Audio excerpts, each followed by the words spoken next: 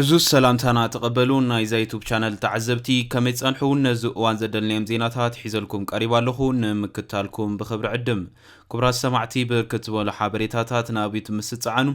أقدمو ملأختو يدما نوتيفيكيشن نخبت حكم زيناتات بوان نخط كتاتلون نزا يوتيوب شانل سبسكرايب بمقبار نايدول ملكت متواق اي ترسعوم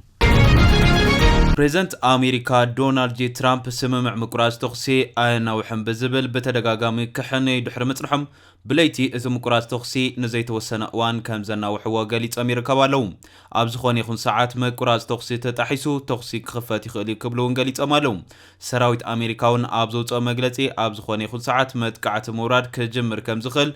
قاليت يركبالو بتخالي وغان إيران أبزهابتو زسنبد مقلت صدما مقراز تخسي كامز تودأ بمقلات أبزخون يخون أوان أمريكان إسرائيل أبلعلي إيران متقعتات تخفيتن أما أخلاي مبراق زركبا نا أمريكا زتحبابران نا أمريكا مع عسكرات سراويت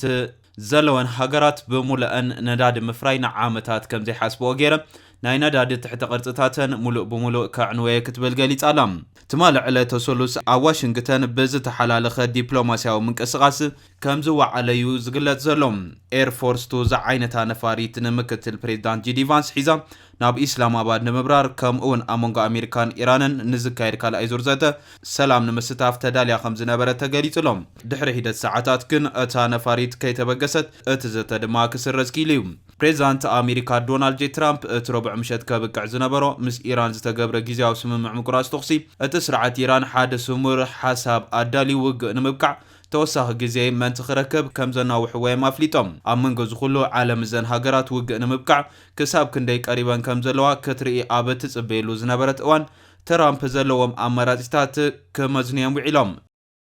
ازناي ترامب وسنه اوشت كلته سمون نخالاي غزي وق نمقصال كوسدو كابز خيل مفرراح دحر زبلو لخوينو اتغچت ناب كلته ورحي ابز صقعل زلو اوان نرسوم توسخ غزي عديغمالو فانس نتي ناب اسلام اباد زغبر غعزو بوغعي زي غلطو خوينم نواشنطن دما اب گمتاو كونتاتي حديغوام ايرانون انتخونه اب تزتن مستاف بوغعي قالاياتوت نيرام سلازخونه دما وايت هاوس تيرانا ما ادزاته كتمص مخانا رغصنيا زي كونت نفانس كسدو يغبادو ابزبل اصغا مخونتات اودي قواي وعلوم معلت غزي انا قصره مسكره دما ملكتات مسراز نايت زته كره كم جمره يتغليصوم اتوم بفانس زمرحو امريكان غجله تزاتيتي ستيف ويتكوفن جارد كوشنرن نام اسلام اباد كام مخاد بقطتا كاميامي نا واشنطن كم زبررون تغليصوم بزح كيصنحو دما بريزيدنت لعلويا مخرتي قصال سغمت انتاي كون كم زلو ابز ما يطلو زنبر اوان فانسنا اخيبانا وايت هاوس كم زمرحين مفلات تخايل زلوم اموداتا دما ترامب اتغدب غزي مقراس تخسي كنا وح مخانيم ابترو سوشال غليصوم بريزيدنت ترامب نزو سانز وسدو بمسرت على باكستان مخانون يغلصوم باكستان امونغو تيرانن واشنطنن ابز غبرزته كم شمغاليت كوينا كتسرح زصنحت هاجريام ترامب مرحتهم وكلتهم سمر حساب حيزوم كساب زمصو ابلعلي ايران ان كايدو متقعتات نخن عقد حاتيتنا لنا كبليا مافليتهم بفلاي زرأ نجر ترامب ابز وانزي اتغدب مقراز تخسي نخن دي غزي كصنح كم زخلون يغلطون ام جمرتانا يزورحي اب تفلماي مقراز تخسي نايكلتا سومون غدب امبيرام نيرم از دما اب غازيطا مغلصيتات اتزاته صبوق يخيد كمزلونا غلطو بخالي وغن دما ايران زتنت ابيا وغ خجمرو مخانم زملك تصرار ريتوتات دحر مهابم زمصاي نيروم اب عراق تركي ناي قدم امباسادر امريكا زنبرو جيمس جافري نمعخناتينا ابزهابو قال وغات نمبقع زتنصاصره قمر يلون كبل غليصمالو قصالي ترامب صبوق عدلاتنا ما ادنا قربنا بخال وغند ما حال وتادراو متقعت كايدو زفرارحو قدماي بريزيدنت امريكا ايكونوني لوم اتي ترامب سولوس زهابو غدب غزي زيبلو مغلطي كابت قدم حجا محبرا مرخبيتات ابلعلي ايران زكايد وزنبر متقعتات زياده ز ترغاغ كم زنبرون افلطمالوم از دما ترامب نتن علم قطبا زناوصب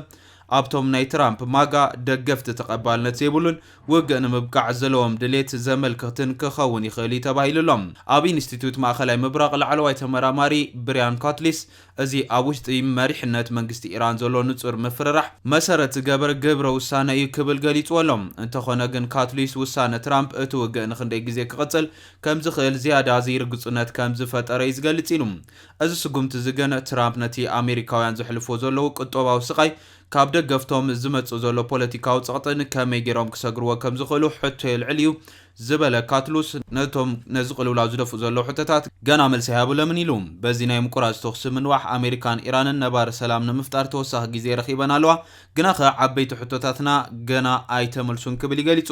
ኢራን እቲ ኣሜሪካ ኣመጻብ በህርሙዝ ዝገበረቶ ዕጽዋ ከም ተግባር ወግእ ከም እትቆጽረያ ገሊጻ ዘላ ትራምፕ ብቅጽበት ንኸይጅምር እኳ እንተወሰኑ ነቲ ቴህራን ንኽትንበርክኽ ተባሂሉ ዝተገብረ ዕጽዋ ደው ከም ዘብል ወገን ዝሃብዎ ምልክት የለን ክሳብ ሕጂ እቲ ዕጽዋ ንቴህራን ክመልሳ ኣይከኣለን እዚ ድማ ንትራምፕ ካብ ወታደራዊ መጥቃዕቲ ወጻኢ ሒደት ኣመራጽታት ጥራሕ ከም ዝህልዎም ይገብር በቲ ኻሊእ ወገን ድማ ኢራን ነቲ ናይ ኒኩሌር መዳበታ ወይ ኣብ ማእኸላይ ምብራቕ ነተካይዶ መጥቃዕቲ ደው ንምባል ዝኾነ ፍቃደኝነት እውን ኣያርኣየትን ዘላ እዚኦም ነጥብታት ድማ ትራምፕ ኣብ ዝኾነ ስምምዕ ሰላም ክካተቱ ዝሓተትዎም ክልተ ቀያሕቲ መስመራት እዮም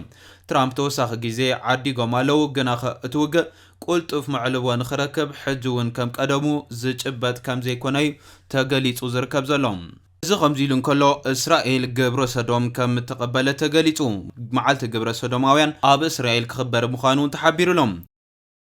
እስራኤል ንሰዳማውነት ብወግዓ ፍልጦ ክትብን ኣብ ዝመጽእ ወርሒ ሰነ ኣብ ታሪኽ ማእኸላይ ምብራቕ ንፈለማ እዋን መዓልቲ ግብረ ሰዶማውያን ከተካየድን ምዃና ተሓቢሩሎም ብመሰረት ጸብጻባት እስራኤል ቱደይ ከም ዝገልጽዎም እዚ ምድሪ ትዕቢት ዝተባሃለ ዘይስነ ምግበራዊ በዓል ኣብ መጽሓፍ ቅዱሳዊ ከተማታት ሶዶምን ጎሞራን ከም ዝበዓል ተገሊጹ ዘሎም እዚ ጽምብል ድማ ብሚኒስትሪ ጉዳያት ወጻኢ እስራኤል ዝተዳለወ ምዃኑ እቲ ጸብጻብ ጠቒሱ ይርከባሎም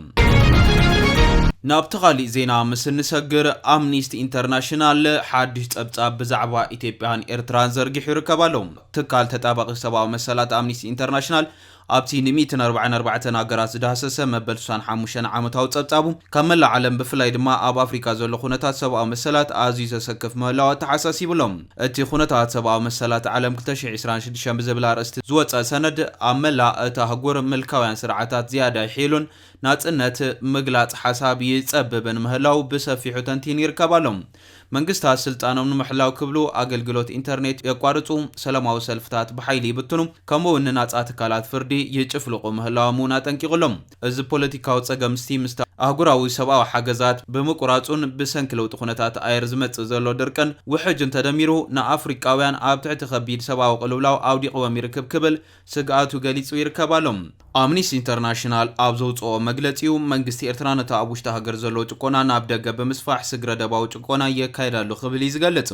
ቀጺሉ ድማ ኣብ ስደት ዝነብሩ ተቃውምቲ ንምሽቁራር ንምፍርራሕን ኣብ ዓዲ ዘሎ ቤተሰቦም ንሓደጋ ምቅላዕ ቆንስላዊ ኣገልግሎት ምክልኻልን ስለላ ምውፋርን ከም ቀንዲ ስልቲ ይጥቀማሉ ክብል እውን ይወቅስ ብዘይካዚ ሃይማኖታዊ እምነቶም መሰረት ብምግባር ዝእሰሩ ዜጋታት ኣለዉ ዝበለ ኮይኑ ቁጽራዊ ይምስኽ ምህላውን ኣብቲ ሃገር ናጻ መራኸቢ ብዙሓን ወይ ማሕበራዊ ጉጅለታት ፈጺሞም እውን የለውን ክብል ይዝገልጽ ሰራዊት ኤርትራ ኣብ ክልል ትግራይ ኢትዮጵያ ኣብ ልዕሊ ሰላማውያን ሰባት ብዛዕባ ፈጺሞ ዝበሎ ገሰት ሰባት ሕጂ ዝተገብረ ናጻ መርወራ ተሓታትነት የለን ክብል እውን ይኸስስ ኣምኒስቲ ኢንተርናሽናል መንግስቲ ኤርትራ ንኹሎም ፖለቲካውያን እስራት ክፈትሕን ሃገራዊ ኣገልግሎት ናብ ትሕጋዊ ገደብ ግዚኡ ክምለስን እውን ጻዊዒ ተቕሪቡ ኣብ መግለጺኡ ዛዚሙ ይርከብ ብዛዕባ ኢትዮጵያ ናብ ዘውፅኦ ጸብጻብ ምስ ዝሰግር ድማ ብዛዕባ ኢትዮጵያ ኣብ ዝቐረቡ ጸብጻባት እቲ ሃገር ድሕሪ ስምምዕ ሰላም ፕሪቶሪያ ናብ ምርግጋዕ ክትመጽእ ትጽቢት እኳ እንተነበረ ብኣንጻሩ ግን ኣብ ሓድሽ ዙርያ ግጭታት ትሽመ ምህላው ኣይገንዘብም ኣብ ክልል ኣምሓራ ሰራዊት ምክልኻል ሃገር ምስ ፋኖ ኣብ ዝገብሮ ዘሎ ውግእ ብድሮን ዝካየዱ መጥቃዕታት ኣብ ልዕሊ ሰላማውያን ሰባት ላው ቁትለት የውርዱ ምህላውን ኣምኒስቲ ኢንተርናሽናል አረጋጊጹሎም ኣብ ትግራይ ንዝተፈጸሙ ገበናት ውግእ ጾታዊ ዓመት ዝምልከት ንግዳይ ስኾም ፍትሒ ይኹን ናጻ መርመራ ዛጊዳይ ተራእየ ዝበለ ኮይኑ እዚ ተሓታትነት ዘይምህላው ድማ ኣብቲ ሃገር ባህሊ ግህሰት ክሰፍሕ ገበረኛታት ከይተሓቱ ክነብሩን ዕድል ሂቦሎ ይብል መንግስቲ ኣዋጅ ህጹጽ ግዜ ከም መምኽኔታ ብምጥቃም ብኣሽሓ ዝቁጸሩ ዜጋታት ጋዜጠኛታት ፖለቲከኛታት ብዘይ ፍርዲ ይኣስር ምህላው ነቃሊዕሎም ክልል ኦሮሚያ ኣብ መንጎ ሰራዊት መንግስቲ ግንባር ሓርነት ኦሮሞ ብሰንኪ ዘሎ ውግእ ኣብ ኣሳካፊ ደረጃ ከም ዝበጽሐውን ይገልጽ ገንዘብ ንምርካብ ዝግበር ጭውያ ብናህሪ ይውስኽ ምህላውን ሚልዮናት ሰጋታት ካብ መረበቶም ተፈናቂሎም ኣብ ከቢድ ሕጽረት ምግቢ ከም ዝርከቡ ምህላዎም አረጋጊጹሎም እዚ ፖለቲካዊ ግጭት ምስ ተዘጋጠም ዘሎ ምቁራጽ ሰብኣዊ ሓገዝ ቁጠባዊ ጸገማት ተደሚሩ ንኢትዮጵያ ኣብ ትሕቲ ከቢድ ሰብኣዊ ቅልውላው ኣውዲቕዋ ይርከብ ክብሉን ኣፍሊጡሎም ኣብ ኢትዮጵያ ዝርከቡ ኤርትራውያን ስደተኛታት እውን ካብ ማዓስከራት ክጭወዩ ተገዲዶም ናብ ሃገሮም ክምለሱ ብምግባር ንህይወቶም ኣብ ሓደጋ የውድቖም ኣለ ኢሉ ኣብ ታሕሳስ 2024 ክሳብ 27 ለካቲት 2025 ዘሎ ግዜ ኣብ ኢትዮጵያ ዕቁባ ሓቲቶም ዝነበሩ ልዕሊ 600 ኤርትራውያን ተገዲዶም ናብ ኤርትራ ተመሊሶም ኣለው። መንግስቲ ኤርትራ ድማ ነቲ ንሳቶም ዘቕረቦ ናይ ዕቁባ ሕቶ ከም መርትዖም ክድዓት ሃገር ገይሩ ወሲድዋ ኣሎ ይብል። ኣምኒስቲ ኢንተርናሽናል ኣብ መደምድምትኡ መንግስቲ ኢትዮጵያ ንኩሎም ግጭታት ብዘት ክፈትሕን ንዝተፈጸሙ ግሰታት ድማ ተሓትነት ከረጋግፅን ጻውዒት ተቕሪብሎም። ኣብ ዝሓለፈ ዓመት 2025 ኣብ መላእ ኣፍሪካ ዝነበረ ግጭታት ብዝገደደ መልክዑ ምብርዖም ዝገለጸ እቲ ጸብጻብ ኣብ ዞባ ሳሕል ማለት ሱዳን፣ ማሊ፣ ቡርኪና ፋሶ፣ ኒጀርን ዘሎ ኩነታት ብፍሉይ ኣግሊሑ ይገልጾም። ኣብ ሱዳን ዝቕጽል ዘሎ ደማዊ ኩናት ንሚልዮናት ሰባት ካብ መረበቶም ክፈነቐሉን ንኸቢድ ጥሜትን ከቃልዕ ከም ዝገበረ ድማ ይሕብር። ኣብ ማልን ቡርኪና ፋሶን ድማ ምስ ምስፍሕፋሕ ጉጅለ ጃሃድ ተተሓሒዙ ኣብ ልዕሊ ሰላማውያን ሰባት ዝወርድ ዘሎ ግሰት ኣዝዩ ልዑል ምዃኑ ይጠቅስ። ብተመሳሳሊ ኣብ ምብራቕ ኣፍሪካ ዲሞክራስያዊ ሪፓብሊክ ኮንጎ ብሰንኪ ዕጡቕ ጉጅለ M23 ካልኦት ዝካየድ ዘሎ ውግእ ጃምላው ቅትለትን ጾታዊ ዓመፅን ከም መሰረሕ ውግእ የገልግል ምህላው የጠንቅቕ።